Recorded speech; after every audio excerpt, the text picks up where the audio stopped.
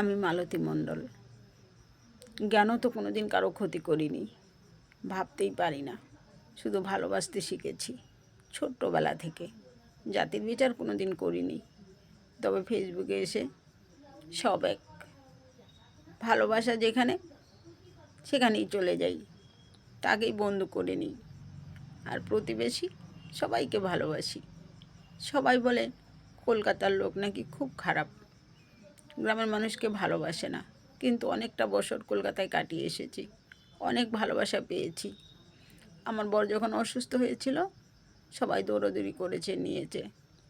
আমি সময় পাইনি রান্না করার, আমাকে ভাত এনে দিয়েছে। তারাও হয়তো ভিডিওটা দেখবে। আর এখানে দেখো, টিনগুলো নিয়ে চলে গেছে হাওয়ায়, এখনও একই অবস্থা আছে।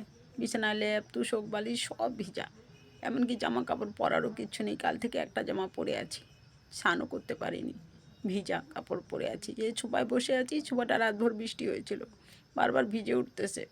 কিচ্ছু নেই, একটা প্লাস্টিকও নেই যেটা পেতে তারপরে লোকটাকে শুতে দেব। রাতভর এখানেই থাকবো। এখানেও কিন্তু জল আসবে, হিসলা আসবে বৃষ্টি হলে।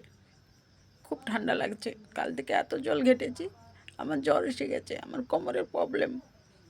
সারাদিন এইসব নিয়ে টানাটানি করেছি, কেউ নেই। ঈশ্বর, কাউকে তো পাঠাও, কাউকে তো পাঠাও। টাকা আছে, কাজ করানোর লোক নেই, কেউ তো সহযোগিতা করো তোমরা। তোমাদের কারো কষ্ট হচ্ছে না আমাদের দেখে?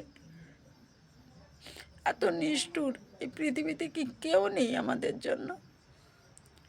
আমাদের স্বাধীন ভারত, হিন্দু মুসলিম সব ভাই ভাই, এগুলো শুধু নামের কথায়, আসলে এগুলো কিচ্ছু হয় না। কেউ কারো না, কারোর জন্য কারো